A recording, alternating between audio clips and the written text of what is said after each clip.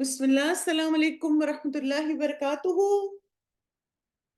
اہلاً وسہلاً مرحباً، کیسے ہیں آپ سب؟ ٹھیک ہیں؟ So good to see you all, ماشاء اللہ، اللہ مبارک۔ Welcome to Alhuda online Ramzan بالدعا سیریز۔ چلیں انشاءاللہ تعالی دعا کے بعد سٹارٹ کرتے ہیں۔ نحمدہ و نصلی علی رسول الکریم، اما بعد، فاعوذ باللہ من الشیطان الرجیم، بسم اللہ الرحمن الرحیم۔ رب اشرح لی صدری ویسر لی امری واحلل عقدۃ من لسانی یفقہوا قولی، رب زدنی علما، اللہم اہد قلبی وسدد لسانی واسلل سخیمۃ قلبی، آمین۔ جی میں بھی ٹھیک ہوں، اللہ کا شکر احسان ہے، الحمدللہ۔ انشاءاللہ آج ہم جو سیریز سٹارٹ کر رہے ہیں وہ ہے رمضان دعاؤں کے ساتھ، اور انبیاء کی دعائیں انشاءاللہ تعالی ہم سیکھیں گے۔ اس سے پہلے ایک دو سوال ہیں میرے آپ سب سے۔ یہ بتائیں کہ ہم انبیاء کی دعائیں کیوں سیکھیں نا؟ کوئی آپ کے ذہن میں کوئی ہے کہ ہاں یہ ضروری ہے، اس لیے آج میں کلاس میں آئی ہوں؟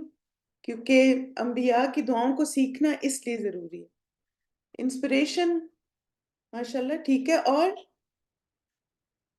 آپ دیکھیں کہ اللہ نے ان کو سکھائیں، شاباش، ہمیں آنی چاہیے، اور ان کے انداز سے ہمیں پتہ چلے گا کہ کس طرح دعا مانگنی چاہیے۔ ویری گڈ، جامع دعائیں ہوتی ہیں، ایکسیلنٹ۔ ان کے اندر صبر تھا، مانگنے کا طریقہ، شاباش، یہ بہت اچھا پوائنٹ ہے کہ سو وی میک دعا وتھ کریکٹ ورڈز، یعنی ہمیں پتہ چلے کہ دعا میں الفاظ کیسے ہونے چاہیے، ماشاءاللہ۔ کیونکہ انہوں نے اللہ سے دعائیں مانگی اپنی امت کے لیے، گڈ سچویشنز کے حساب سے دعائیں سکھائیں ان کو اللہ نے، ان کے اندر صبر تھا، تقویٰ تھا، گڈ۔ ایک اور بات بھی ہے کہ ہم ہر نماز میں سورہ الفاتحہ میں کیا دعا مانگتے ہیں؟ آپ لوگ ہر روز نماز میں سورہ فاتحہ پڑھتے ہیں نا؟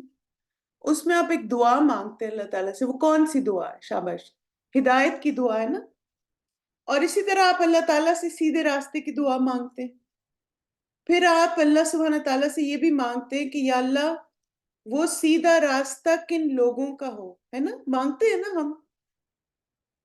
ہم اللہ تعالیٰ سے کیا مانگتے ہیں؟ اہدنا الصراط المستقیم صراط الذین انعمت علیہم، کہ یا اللہ ہمیں ان لوگوں کا راستہ دکھا جن پر تو نے انعام کیا۔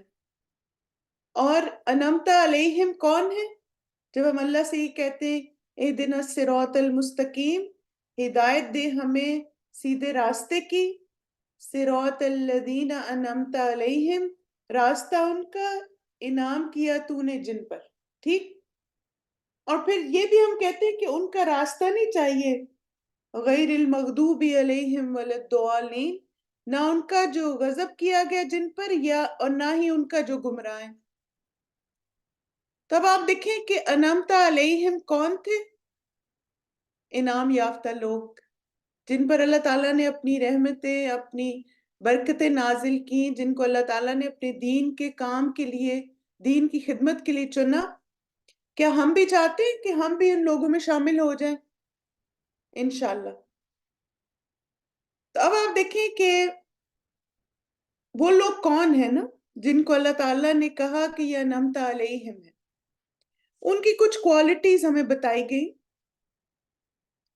جو اللہ اور رسول کی اطاعت کرے گا وہ ان لوگوں کے ساتھ ہوگا جن پر اللہ نے انعام فرمایا، یعنی انبیاء اور صدیقین اور شہداء اور صالحین۔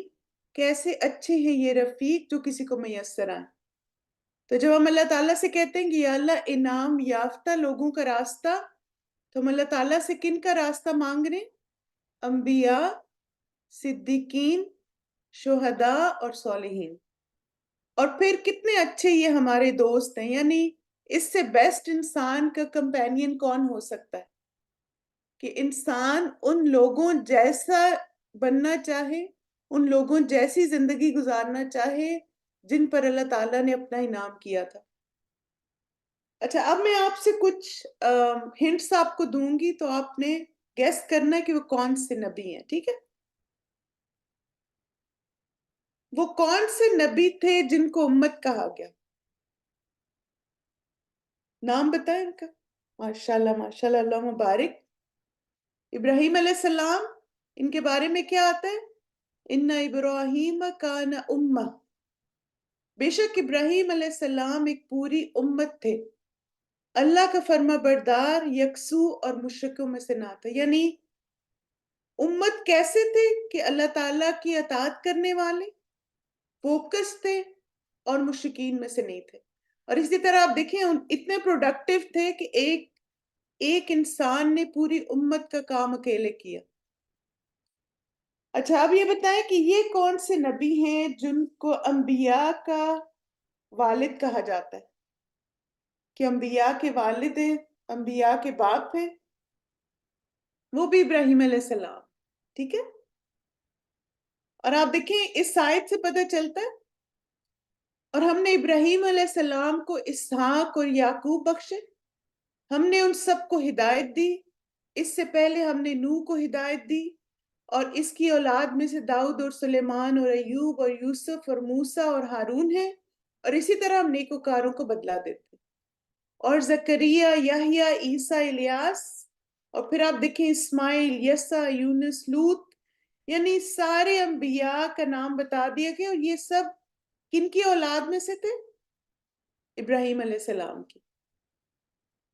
अच्छा, अल्लाह के खलील और अल्लाह के दोस्त, ये कौन से नबी? ये भी इब्राहिम अलैहिस्सलाम है। खास तौर पे इनको कुरान मजीद में कहा गया, वत्तखज़ल्लाहु इब्राहीम खलीला। उस शख्स से बेहतर दीन में कौन है जिसने अल्लाह के हुक्म पर सर तस्लीम खम किया और वो मोहसिन हो। और इब्राहिम जो यकसू थे, दीन की पैरवी करें, और अल्लाह ने इब्राहिम को खास दोस्त बना लिया। तब आप देखें अल्लाह सुब्हान ताला ने कुरान मजीद में ही मुख्तलिफ जगहों पर इब्राहिम अलैहिस्सलाम का जिक्र किया। एक तो आप देखें, हम देखते हैं उनको उम्मत कहा, फिर सारे अंबिया के वो वालिद थे, फिर तीसरा अल्लाह ताला के दोस्त भी थे। ठीक है, खलीलुल्लाह भी थे। तो माशाल्लाह, अल्लाह मुबारक, आप सब ने बिल्कुल सही गेस किया इनको, इब्राहिम अलैहिस्सलाम को। और फिर आप देखें कि इब्राहिम अलैहिस्सलाम के बेटे थे इसहाक, और फिर उनके बेटे थे याकूब, और फिर उनके बेटे यूसुफ अलैहिस्सलाम, और आगे फिर जनरेशंस चल रही थी अंबिया की। और फिर एक इब्राहिम अलैहिस्सलाम के बेटे इस्माइल अलैहिस्सलाम थे, और फिर उनसे नबी सल्लल्लाहु अलैहि वसल्लम उनकी औलाद में से थे अलैहिम सलाम। अब आप देखें कि हम देखते हैं कि इब्राहिम अलैहिस्सलाम पर बहुत सारी आजमाइशें आई ना। सबसे पहली आजमाइश तो घर से आई कि वालिद की मुखालफत, और फिर उन्होंने उनको घर से निकाल दिया। इवन उन लोगों के साथ शामिल हो गए जिन्होंने फैसला किया कि इब्राहिम अलैहिस्सलाम को आग में जलाएंगे। आप देखें ना, जब आग में फेंका इब्राहिम अलैहिस्सलाम को, तो उनके वालिद साथ ही थे ना। फिर आप देखें कि बीवी और बच्चे को रेगिस्तान में छोड़ने का हुक्म अल्लाह ने उनको दिया, वो भी उन्होंने किया। फिर जब बच्चा थोड़ा बड़ा हो गया, तो फिर अल्लाह सुब्हान ताला ने उनको कुर्बान करने का हुक्म दिया। अब ये जो इब्राहिम अलैहिस्सलाम की मुख्तलिफ आप देखें लाइफ की स्टेजेस है ना, इसमें हम सब के लिए एक सबक है। और वो क्या है कि लीडरशिप इंसान के अंदर कब आती है? जब वो कुर्बानी कर सकता है अल्लाह के रास्ते में। इब्राहिम अलैहिस्सलाम एक बेहतरीन लीडर थे, और वो लीडरशिप उनके अंदर कैसे आई कि उन्होंने अल्लाह ताला के हर हुक्म को खुशी से कबूल किया। और आप देखिए कहीं पे कोई कंप्लेन नहीं है ना। तब ये कि अल्लाह सुब्हान ताला ने जब जो इनको ये आजमाया मुख्तलिफ तरीकों से, आप देखें इनकी आजमाइश फैमिली में भी हुई, फिर जो इलाके के लोग थे वहां भी, फिर यानी पर्सनल लाइफ में भी आजमाइश है, और दीन के रास्ते में भी आजमाइश है। तो अल्लाह ताला जब आजमाते हैं तो सलाहियतों की पहचान के लिए, यानी कितनी स्ट्रेंथ है, फिर दर्जात की बुलंदी के लिए, क्योंकि आप देखें हर आजमाइश हमारे दर्जात को बुलंद करती है। इब्राहिम अलैहिस्सलाम एक आम से गांव में रहते थे, किसी को उसका नाम भी पता नहीं था, और अल्लाह सुब्हान ताला ने उनको चुना। और आप देखें कोई नमाज मुकम्मल नहीं है हमारी दरूद इब्राहिमी के बगैर। درود ابراہیمی کیا ہے؟ نماز کا رکن ہے. تو یہ اللہ سبحانہ تعالیٰ نے ان کے درجات بلند کیے نا، کہ آپ دیکھیں کہ جب انسان اللہ کے لیے خالص ہو جاتا ہے کیسے اللہ تعالیٰ اس کو عزت اور اکرام عطا کرتے. پھر اللہ تعالیٰ آزماتے تاکہ ہم سٹرونگ ہو جائیں. کردار کی مضبوطی کے لیے آزمائشیں آتی ہیں. کیا آپ یہ نہیں دیکھتے کہ جب آپ کسی مشکل سے گزرے اس کے بعد آپ زیادہ سٹرونگ ہو گئے؟ جیسے آپ دیکھیں ایک چھوٹی سی مثال ہے آپ کی، ہو سکتا ہے آپ کا دانت کبھی نکلا ہو نا، تو ڈینٹسٹ نے آپ کا دانت نکالا ہو. پہلی دفعہ تو آپ کو بہت ڈر لگا ہوگا، پتہ نہیں کیا ہوگا، ایسے ہوگا ویسے ہوگا. پھر آپ نے پہلا دانت نکلوا لیا تو اگلی دفعہ کیا ہوا؟ آپ تھوڑے یوز ٹو ہو گئے نا، سٹرونگ ہو گئے. تب آپ دیکھیں ہم فزیکلی بھی سٹرونگ ہوتے ہیں مختلف پین سے گزر کے نا. اسی طرح جب انسان اسپرچولی ٹیسٹ کیا جاتا ہے، یعنی اس پر مشکل آتی ہے، آزمائش آتی ہے، اور وہ مختلف باتوں کو محسوس کرتا ہے، ہرٹ ہوتا ہے، روتا ہے، تکلیف میں ہوتا ہے، لیکن صبر اور شکر سے وقت گزارتا ہے، تو وہ اور زیادہ سٹرونگ انسان بن جاتا ہے. اور پھر ایک اور جو وجہ اللہ سبحانہ تعالیٰ کی ہوتی ہے، یعنی حکمت ہے اللہ تعالیٰ کی، کہ اللہ تعالیٰ ہمیں فیوچر کے لیے پریپیئر کر رہے ہوتے، کہ ہم فیوچر میں جو اللہ تعالیٰ نے ہم سے کام لینا ہے اس کے لیے ابھی یہ سب ٹیسٹ سے گزرنا ضروری ہے. آپ دیکھیں نا ابراہیم علیہ السلام کو فوراً تو نبوت نہیں ملی تھی نا، کتنے سارے ٹیسٹوں سے وہ گزرے، اور اس کے بعد پھر اتنے سٹرونگ ہوئے کہ کوئی ان کو شیک نہیں کر سکا. تو اللہ تعالیٰ نے ان کو مختلف ٹیسٹ اینڈ ٹرائل سے گزارا، کیونکہ اللہ تعالیٰ نے ان کو تیار کرنا تھا ایک بڑے کام کے لیے. لہٰذا ہر وہ شخص جو امتحان اور آزمائش سے گزرتا ہے اسے اس کے لیے تیار کیا جاتا ہے جو آگے ہونے والا ہے. تو ہمیشہ یہ سوچا کریں کہ اللہ تعالیٰ نے مجھے کسی چیز کے لیے تیار کر رہے، ان سب چیزوں سے گزار کے اللہ تعالیٰ مجھے زندگی کے ہر امتحان میں کامیاب کرے. آمین. نبی صلی اللہ علیہ وسلم نے فرمایا سب سے بڑا انعام سب سے بڑی آزمائش کے ساتھ آتا ہے. جب اللہ لوگوں سے محبت کرتا ہے تو وہ ان کا امتحان لیتا ہے. جو اس کو قبول کرتا ہے وہ اس کی خوشنودی حاصل کرتا ہے، لیکن جو اس سے ناراض ہوتا ہے اس پر اس کا غضب ہوتا ہے. یعنی آپ دیکھیں کہ ہمیں بھی زندگی میں یہ دونوں اختیار ملتے ہیں نا، دونوں آپشنز ہوتے ہیں ہمارے پاس. جب کوئی مشکل آئے تو ہم اس کو قبول کریں، صبر کریں اور اللہ سے راضی رہیں، رضیت باللہ ربًا. اور دوسرا کیا آپشن ہوتا ہے کہ ناراض ہوں، شکایت کریں، روئیں دھوئیں، وائے می ایسا کیوں ہو رہا ہے. تو اس لیے جو آزمائش کو قبول کرتا ہے اللہ سے راضی ہوتا ہے، اللہ اسے بھی راضی ہوتا ہے، اور پھر اسے دنیا اور آخرت میں انعامات ملتے ہیں.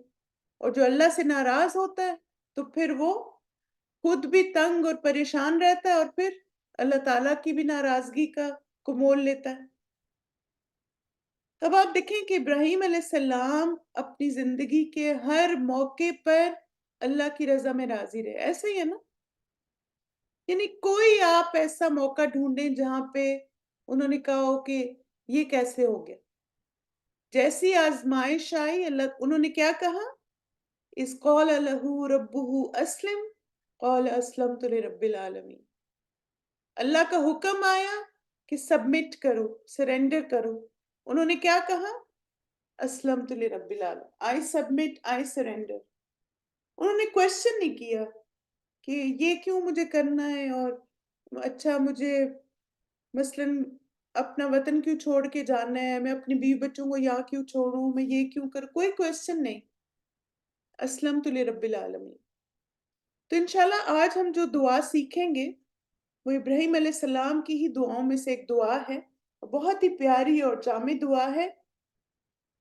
ربنا واجعلنا مسلمین لک ومن ذریتنا امة مسلمة لک وارنا مناسکنا وتب علینا انک انت التواب الرحیم. اے ہمارے رب، اور ہم دونوں کو اپنا فرمانبردار بنا لے، اور ہماری اولاد میں سے بھی ایسی امت اٹھا جو تیری فرمانبردار ہو، اور ہمیں ہماری عبادت کے طریقے دکھا، اور ہماری توبہ قبول فرما بے شک تو بہت توبہ قبول کرنے والا نہایت رحم کرنے والا ہے۔ اب آپ دیکھیں اس کا ورڈ ٹو ورڈ دیکھ لیتے پہلے۔ ربنا وجعلنا مسلمین لک، اے ہمارے رب ہم دونوں کو اپنا فرمانبردار بنا لے۔ ومن ذریاتنا امتا مسلمتا لک، اور ہماری اولاد میں سے بھی ایسی امت اٹھا جو تیری فرمانبردار ہو۔ وَأَرِنَا مَنَاسِكَنَا، اور ہمیں ہماری عبادت کے طریقے دکھا۔ وَتُبْ عَلَيْنَا، اور ہماری توبہ قبول فرما۔ إِنَّكَ أَنْتَ التَّوَّابُ الرَّحِيمُ، بے شک تو بہت توبہ قبول کرنے والا نہایت رحم کرنے والا ہے۔ انشاءاللہ اس دعا کی ریسائٹیشن سنیے، پھر تھوڑی سی ایکسپلینیشن اس کی دیکھتے ہیں، ٹھیک ہے؟ اپنا اس کو سنیے بھی اور ساتھ ساتھ مانگیے بھی، ٹھیک ہے؟ بسم اللہ۔ ربنا وجعلنا مسلمين لك ومن ذريتنا أمة مسلمة لك وأرنا مناسكنا وتب علينا إنك أنت التواب الرحيم ربنا وجعلنا مسلمين لك ومن ذريتنا أمة مسلمة لك وأرنا مناسكنا وتب علينا إنك أنت التواب الرحيم ربنا وجعلنا مسلمين لك ومن ذريتنا أمة مسلمة لك وأرنا مناسكنا وتب علينا إنك أنت التواب الرحيم۔ نے مانگا، ہم نے دعا کو مانگا ساتھ ساتھ، چلیں گڈ۔ اب دیکھیں یہ مائنڈ میپ ہے، اس سے انشاءاللہ آپ دعا کو ڈیوائیڈ کر لینا اس طرح۔ ربنا، اے ہمارے رب، وجعلنا مسلمین لک، اور ہم دونوں کو اپنا فرما بردار بنا لے۔ ومن ذریتنا امتا مسلمتا لک، اور ہماری اولاد میں سے بھی ایسی امت اٹھا جو تیری فرما بردار ہو۔ وَأَرِنَا مَنَاسِكَنَا، اور ہمیں ہماری عبادت کے طریقے دکھا۔ وَتُبْ عَلَيْنَا، اور ہماری توبہ قبول فرما۔ إِنَّكَ أَنْتَ التَّوَّابُ الرَّحِيمُ، بے شک تو بہت توبہ قبول کرنے والا نہایت رحم کرنے والا ہے۔ اچھا یہ بتائیے کہ یہ کس پیغمبر کی دعا ہے؟ صرف ابراہیم علیہ السلام کی ہے یا اسماعیل علیہ السلام کی بھی؟ شاباش، دونوں کی ہے۔ اور آپ کو پتہ ہے کہ یہ دعا وہ کب مانگ رہے تھے؟ جب وہ خانہ کعبہ کو تعمیر کر رہے تھے۔ سبحان اللہ۔ اس دعا میں ہم اللہ سے کیا مانگ رہے ہیں نا؟ 3 چیزیں مانگ رہے ہیں۔ پہلی بات کہ اللہ تعالیٰ سے ہم دعا مانگ رہے ہیں کہ ہمیں بھی مسلم بنا دے۔ اور مسلم کون ہوتا ہے؟ جو اللہ تعالیٰ کے ہر حکم کو قبول کرتا ہے۔ جس طرح ابراہیم علیہ السلام مسلم تھے، اسلمت لرب العالمین، تو ہم پر بھی کوئی بھی مشکل وقت آئے، آسان وقت آئے، جیسا بھی اللہ کا حکم ہے، ہم اللہ تعالیٰ کے حکم کو قبول کریں۔ دوسرا، اللہ تعالیٰ سے ہم مانگ رہے ہیں کہ یا اللہ ہمیں سکھا دیں کہ ہم عبادت کیسے کریں، ہمیں عبادت کرنے کا صحیح علم سکھا دیں۔ اور تیسرا، گناہوں کی بخشش۔ اب آپ دیکھیں کہ سب سے پہلے اس میں ہم اللہ تعالیٰ سے جو مانگ رہے ہیں نا کہ نیک اولاد بھی ہونی چاہیے۔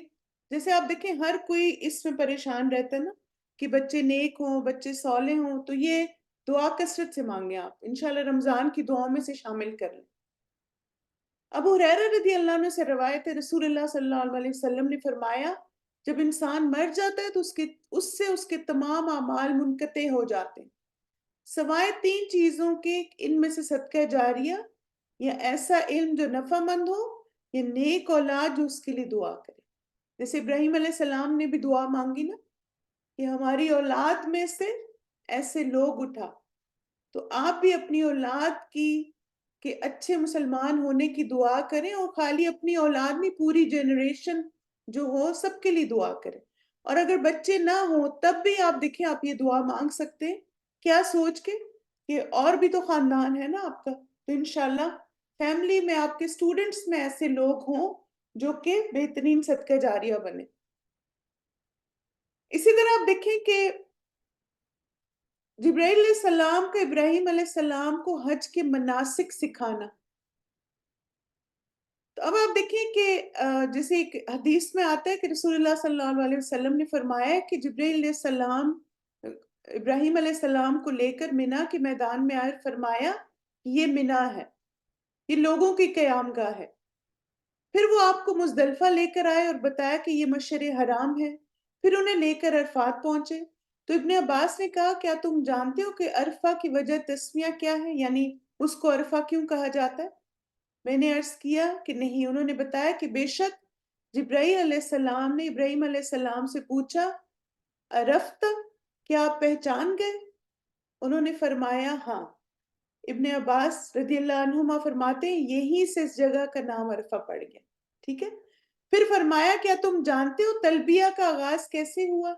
میں نے پوچھا کیسے ہوا؟ فرمایا بے شک جب ابراہیم علیہ السلام کو لوگوں میں حج کی منادی کرنے کا حکم ہوا تو پہاڑوں نے ان کے سامنے اپنے سر جھکا دیے اور بستیاں ان کے سامنے اٹھا کر پیش کر دی گئیں، اور ابراہیم علیہ السلام نے لوگوں میں حج کا اعلان فرمایا۔ تو لبیک اللہم لبیک۔ پھر آپ دیکھیں دوسری بات جو ہمیں اس دعا میں پتہ چلتی ہے وہ ہے عبادت کے طریقے سیکھنے کی اہمیت۔ اب آپ ایک منٹ کے لیے امیجن کریں کہ ابراہیم علیہ السلام اور اسماعیل علیہ السلام دونوں نبی ہیں، اور آپ دیکھیں کہ وہ دونوں خانہ کعبہ بنا رہے ہیں، اور خانہ کعبہ بناتے وقت یہ دعا مانگ رہے ہیں کہ ہمیں اپنی عبادت کے طریقے سکھا۔ تو اس سے کیا پتہ چلتا ہے کہ انسان کو ہر وقت اس بات کی ضرورت ہوتی ہے کہ وہ اپنی عبادت کو بہتر سے بہتر کرے۔ کچھ احادیث کو دیکھتے ہیں اور آیات کو بھی انشاءاللہ۔ اب دیکھیں اللہ سبحانہ تعالیٰ نے ہمیں اس بات کی تعلیم دی کہ ہم صحیح دین سیکھیں، ورنہ کیا ہے کہ کچھ ایسے شریک ہیں جنہوں نے ان کے لیے دین کا وہ طریقہ مقرر کیا ہے جس کی اللہ نے اجازت نہیں دی۔ اگر آپ عبادت کے صحیح طریقے نہیں سیکھیں گے تو کیا ہوگا؟ آپ کنفیوز ہوں گے، لوگ آپ کو مزید کنفیوز کریں گے، اور پھر ایسا نہ ہو کہ ایک عبادت جو اللہ کے قریب کرنے والی ہو اللہ سے دور کر دے۔ بالکل بعض اب بدعات میں مشغول ہو جاتے ہیں۔ پھر آپ دیکھیں اللہ کی شریعت کو نافذ کرنا اور اس کی اتباع کا حکم دینا، اللہ تعالیٰ کا اس طریقے پر ذکر کرنا جس کی اس نے تعلیم دی ہے۔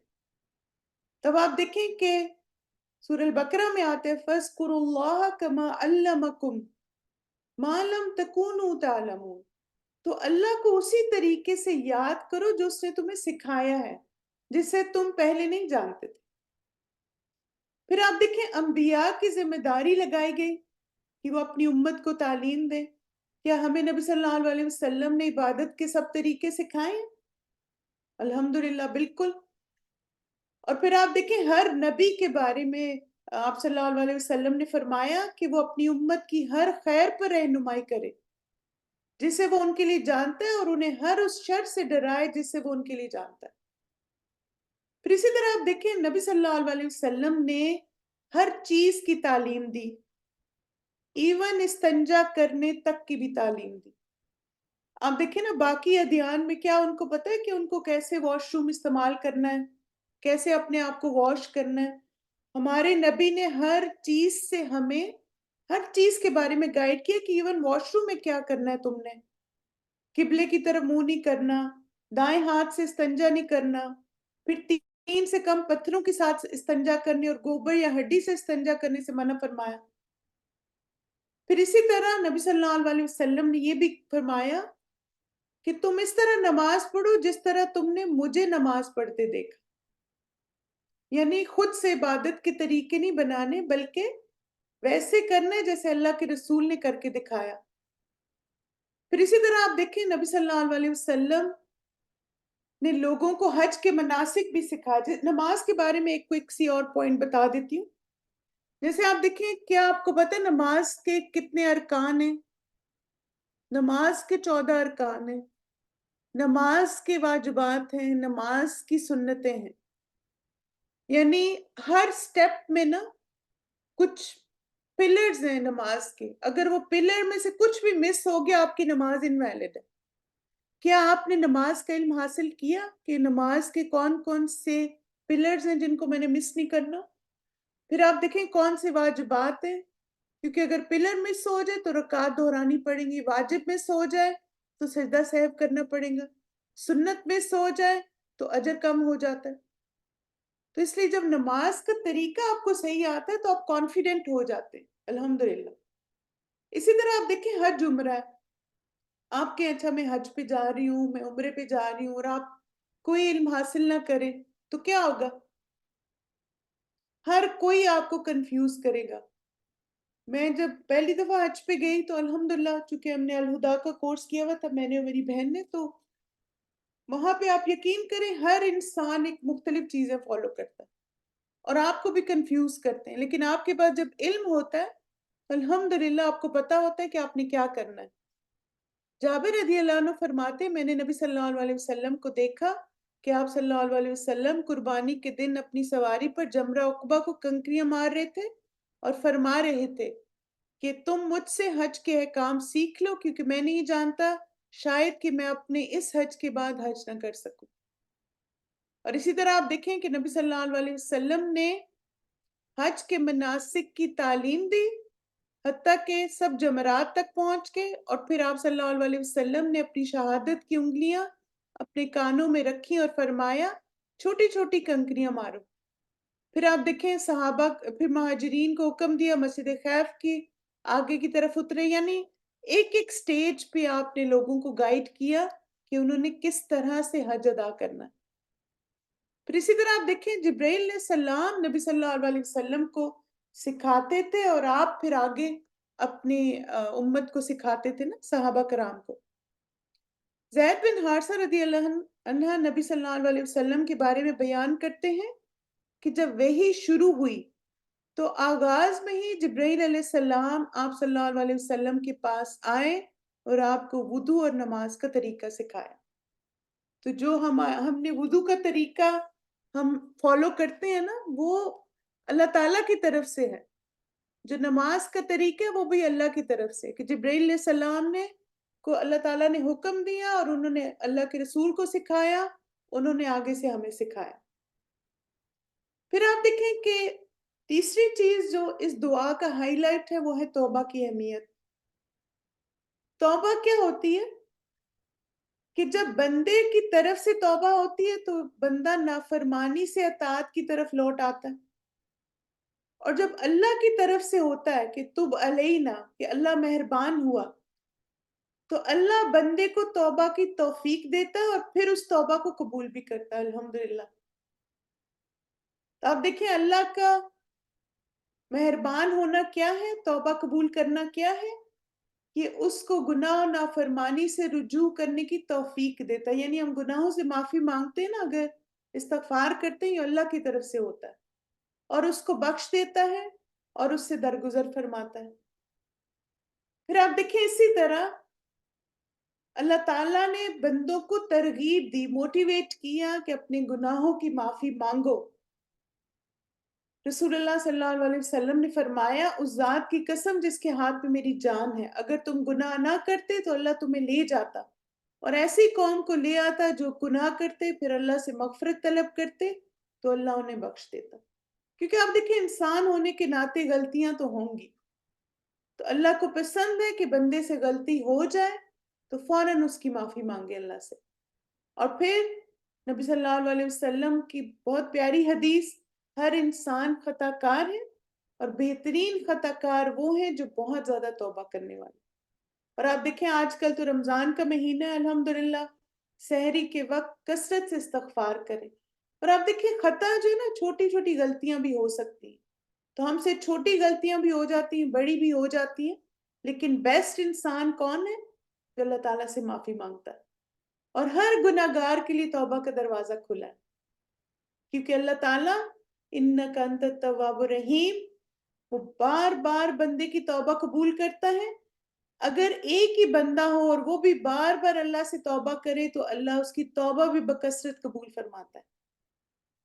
اور وہ ہستی جو رحمت کی صفت کے ساتھ اللہ کی رحمت اللہ کی ذات رحمت سے بھری ہوئی ہے اور وہ اس کے ساتھ اپنے بندوں میں سے جس پر چاہتا ہے رحمت کرتا ہے. الحمدللہ. تو چلیں اس دعا کی ریسائٹیشن ایک دفعہ دوبارہ سنیے اور پھر ہم اپنے سیشن کو کنکلوڈ کرتے ہیں. بسم اللہ. ربنا وجعلنا مسلمين لك ومن ذريتنا أمة مسلمة لك وأرنا مناسكنا وتب علينا إنك أنت التواب الرحيم.